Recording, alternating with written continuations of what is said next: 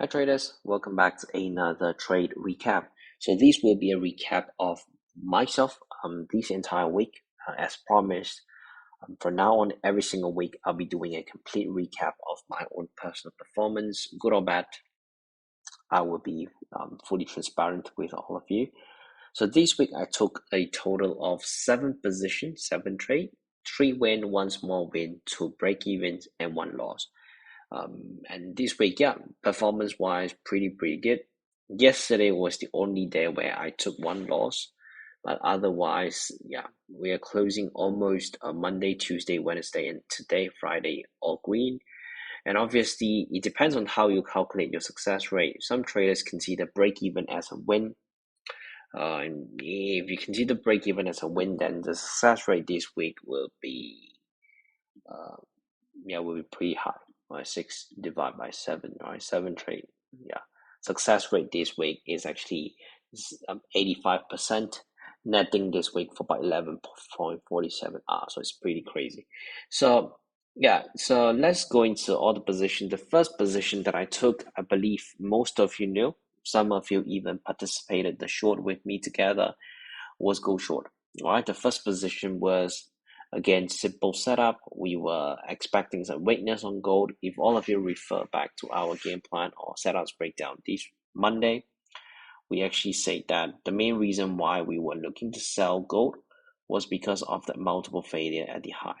All right, the main thing was that multiple failure at the 2057 to 2060 high. Then if we drop down to the 1 hour, we get a nice TPF here. See the left shoulder hit right shoulder, collapsed, anticipated a continuation to the downside. Majority of you who shorted gold on Monday, along with me, actually entered a bit later because my entry was, all of you know, my entry is always a little bit early because again, I'm confident with the pattern that I trade.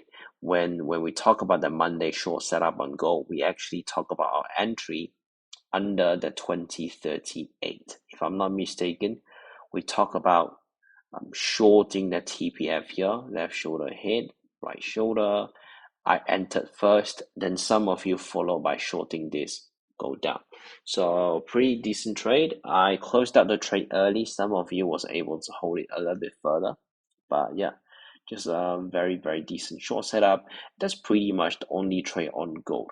But you see, winning on a position doesn't mean like your review is over. What I like to do normally is if I look at the trade and say, hey, I took a nice win on gold on Monday. Where's the where's some of the potential areas where I could have improved?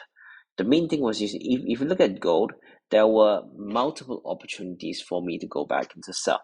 Because the key zone that we focus on to this week has been 2037 to 2038. That was a zone that we had it on our chart on Monday. If you look at this, price was basically this entire week again there. For the entire week, we were basically just finding 2037 as a resistance. So if this week your job is you only go short on gold around 2037 and cover your position on time, it would have been a very decent range week for you. All right, so that's something that I could have improved this week. I could have continued stuck to gold. I could have continued just keep looking for short around 2038. Especially here, we have a nice TPF as well. See that? Left shoulder hit right shoulder, drop all the way back down, cover your position at the low, come back up, short it back down. So very simple. So apart from that, the second position of the week was, I think, Euro yen and dollar yen. All right, second and third.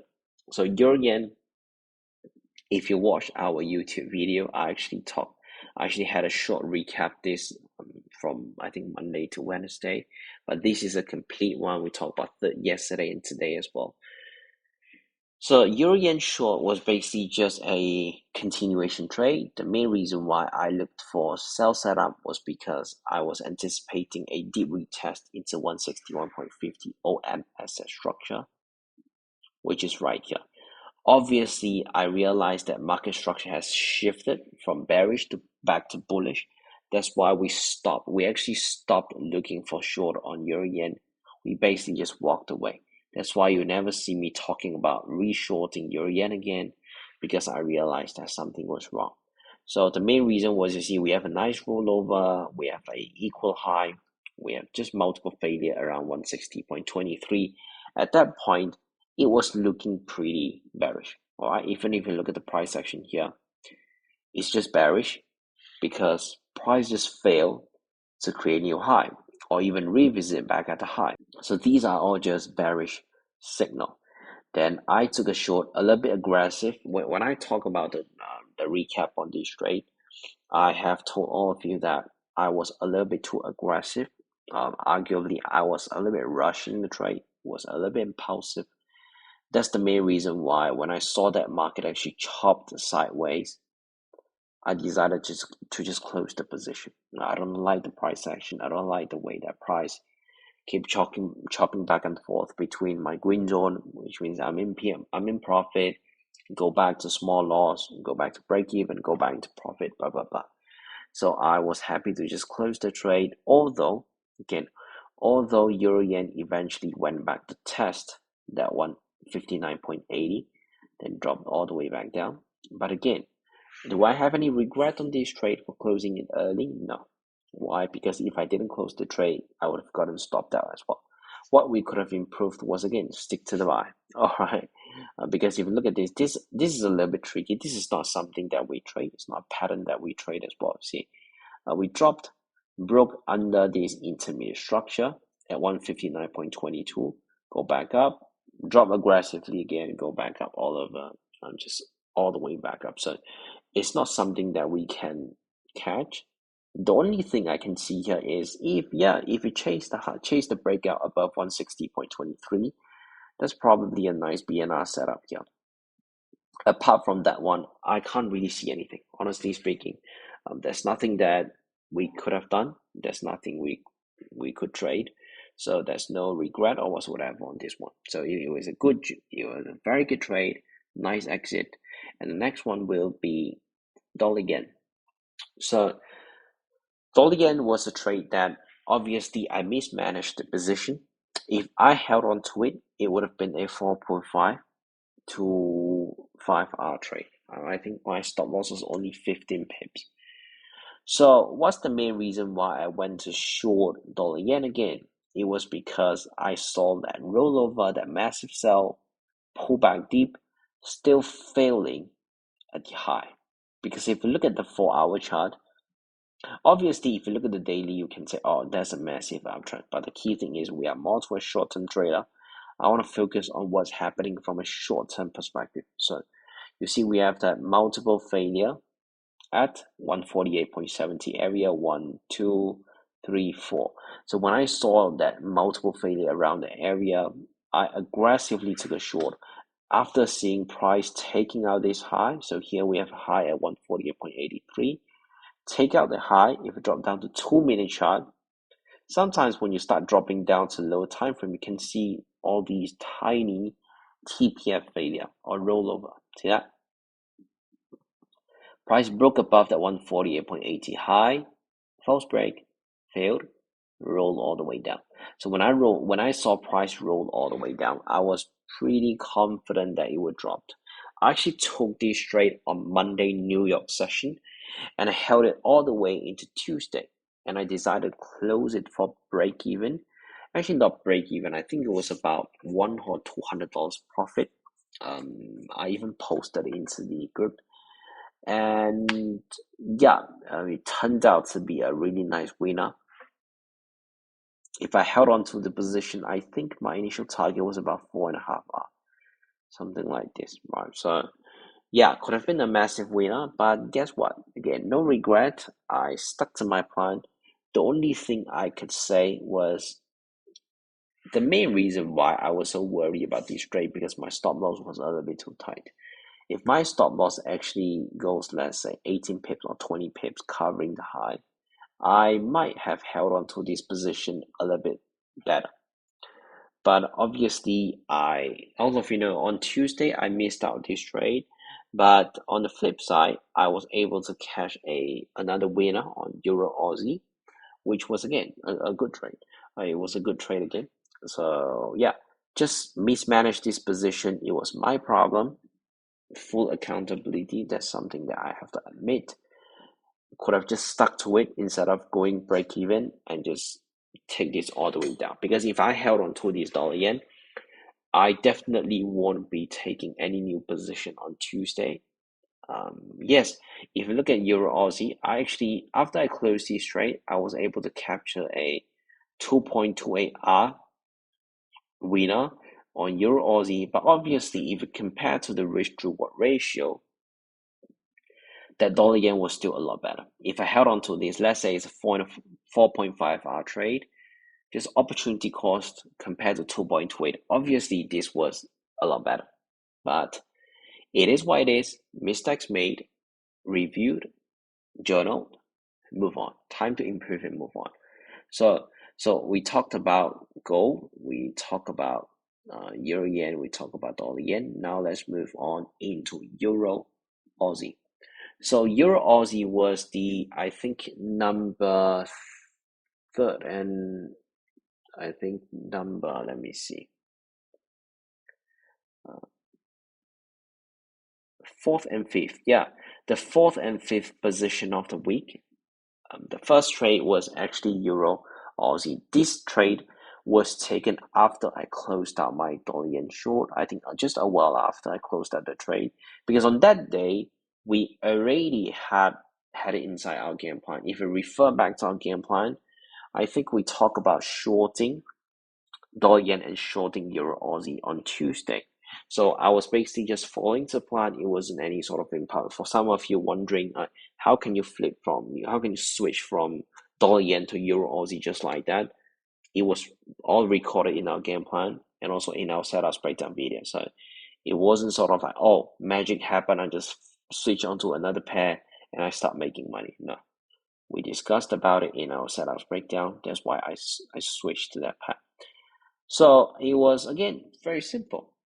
The main reason why I shorted Euro Aussie was basically based on a simple continuation setup, just a break and retest. Very simple trade. However, I realized that some of you who shorted Euro Aussie along, some of you jumped off the boat a little bit early. I think only one or two of you continue to hold on to the position along with me. I think one of them obviously is BT, one of our newer member. I think this week his performance spectacular. So you see this one. On the 4 hour, why did we first look to sell Euro Aussie? It was again because on the high time frame, I'm still bearish bias on Euro Aussie. Main reason being that we have a nice failure. Just hold on a second. We have a solid TPF here again, a daily TPF at 167.86. Just left shoulder, hit right shoulder, reverse all the way down. So after seeing this kind of a long-term pattern on the daily, obviously I'll be leaning towards the sell. Although, all of you can see, we have a long-term structure here at 164.54. Although price came back above, but it doesn't mean that I'll immediately shift my buys until I see price break above that 167.84. I'm still bearish. All right, and then we start looking at the 4 hour. 4 hour, we have a nice high here formed at 166.32, a nice equal high failure at 165.60. Yeah, then we drop all the way down. Then what happened next was, if you start dropping down to the 1 hour, we have some fake out here, not really a fake out, let's just call it a resistance. We have a new high formed, but I want all of you to pay attention to the failure here. So every time when price go beyond that 165.66, it will collapse. Go beyond that, collapsed. And that's the main reason why I told all of you I'm still looking to sell this. And one of our main trigger was this. All right, we have let me just remove everything. It's just right. Our main trigger was this one, a break and retest, and we have a nice TPF here formed at 165.80. Massive sell-off, nice retracement. My entry was where? Based on this exact pullback. All right, see that we have a false break above that 165.32. Once I see price broke above, came all the way back down, I had a sell limit order set at 165.32. Most of you know I had a sell limit. I remember when I posted into the group, my order wasn't triggered yet, and all of you watched me getting triggered on this position and was holding it all the way down. I decided to close the position a little bit early because it was getting late. I remember closing the trade early because it's getting a little bit late, and I was happy for 2.38R. And turns out market reversed all the way back up to the high. That was totally unexpected. I have to be honest with all of you. It was totally unexpected from my side. This massive pullback into 166, into 1.66, drop all the way back down again. So that itself was a good opportunity to go short. All right. So apart from that, you can actually look at the another position that I took on Euro Aussie. It was a follow through setup. So the main reason why I took a short there was because I told all of you, price has already tested. Now let's have a look at the 30-minute. Has already tested and rejected 165.34. I was correct about it. All I did was I was looking for follow-up setup. All right. I saw we have a key swing high here, nice swing high here. I simply waited for a continuation trade. So took the trade, went well, dropped for about 2R. I think it wasn't even, yeah, about 2R. I remember my P&L was up about $6,000 profit, and it just reversed all the way back. And I closed out the trade for a small $1,000. It was pretty small, just $1,000 profit, and that's pretty much it. So that's it for our fourth and fifth trade. We'll talk about the next one, which is pound Aussie short. I actually took a loss on this, and I was happy that it's a small loss because I realized that it was a little bit slow. The market was a little bit slow. That's why I should risk lesser on this trade, and it turned out to be a good decision. So I was bearish on pound Aussie. All of you can just know why was I taking short there. It's pretty clean, just following our setup. On that specific day on Thursday, Euro Aussie also pulled back really, really deep, then just to see a reverse all the way back down again. So back to our replay mode, I shorted there because of one simple reason, which was we have a key resistance formed at 194.16, multiple failure, dropped, formed an intermediate resistance at 193.50, and eventually we dropped all the way.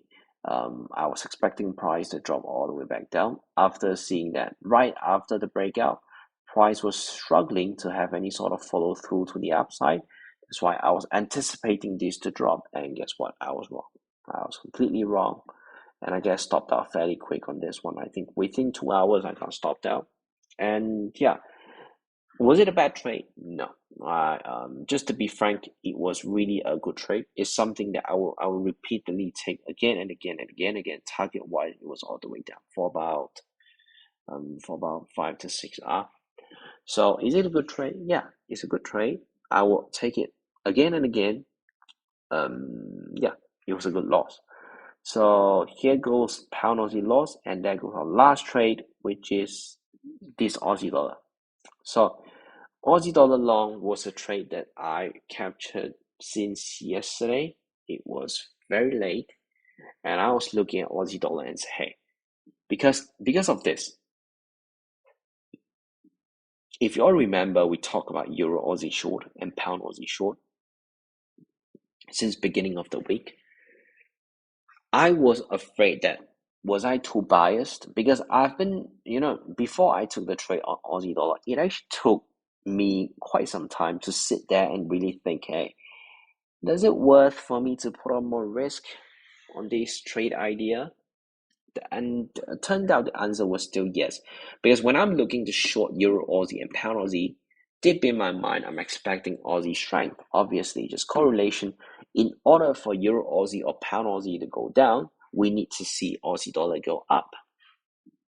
So I was very concerned that, hey, was it my bias that I keep thinking that just Aussie dollar index is strong? And the answer was still not really a bias, it's just sticking to price action. Because you see, if you look at the daily, we have Aussie dollar coming into this key swing low. The short term wise, I tell you, short to mid term to long term, all of us here can look at Aussie dollar and have different opinion. The way I look at this is still bullish. Why am I still bullish? Is because you see, price is still respecting that 0.6486. I know a lot of people will be flipping into short, and it's not a bad choice because if you flip into sell, you would have caught this big piece of 300 to 400 pips with the downside. But I'm more to bullish bias because of these massive wave up. For me, this is just a deep correction, a deep manipulation before the next wave up. So although I earlier I cut off the position for about $13,000 profit, I could have held it until next week, but I much prefer to come back and see if I get any new opportunity next week or not, instead of just holding it over the weekend, because again, 13,000 is not small. I'm happy to secure the profit and call it a week. So again, all of you remember 0.6490 is a key level on the daily. Then again, I was just trading the TPF because yesterday I've been observing how Aussie dollar pushed into that 0.6490. The moment when I saw it broke under that 0.6490, I thought, hey, I think the setup's done. The trade idea is no longer valid. But guess what? A while later, when I come back into the chart, I realized that we are pushing back up. We're actually squeezing back up and showing signs of TPF. And I entered the trade after seeing that candles pop. So we have a sudden, just a random push to the upside. It was very aggressive. I aggressively entered my long position after seeing that spike, and my stop loss was placed just right under some of these swing low. And guess what? It was a night of pain. So I held the position, and I have to be honest, I couldn't sleep well because I was monitoring the position. I was watching it going up, going down, nearly stopping me out. All of you have to know, we have slippage, we have swap on the overnight session. So I was literally looking at the chart, looking at my P&L and saying, hey, negative 2.7, negative 3K. I risk about $3,000 plus and about $3,300 on this trade. I was literally looking at the chart and saw it almost tapping me out. And eventually today morning, it reversed all the way back up. All right, so in the London session, it reversed all the way back up, formed a nice. When I saw price did this break and retest, right? I added my position. So I added two position total. First position was here. I think second position was here after seeing price forming a book flag. If you drop down to the 2-minute chart, you can actually see that here we have a break and retest above 0.6499. Then here we have a bull flag. See that bull flag? That was the two area where I technically just added positions in. And yeah, it was supposed to be only a 2.98 trade, but because I added my position, it was a 37.5 lots trade. I added 10 lots, turned out to be a 57.5 lot position, and I secured about 4.3 R, risk $3,000 consider, and I was able to make about $13,000 on this one. So yeah, that's pretty much it for the recap this week. So pretty solid performance, 7 trade, 3 wins, 1 small win, 2 break even, 1 loss. Win rate, if we consider break even as a win, which actually in the industry everyone do that, win rate is about 85%. So it's probably one of the highest record win rate I have in a single week. The last time I had a high win rate week was probably about 70%. This time to make it to 85% is pretty solid, right? So that's it for the recap, and I'll talk to you later. Bye bye.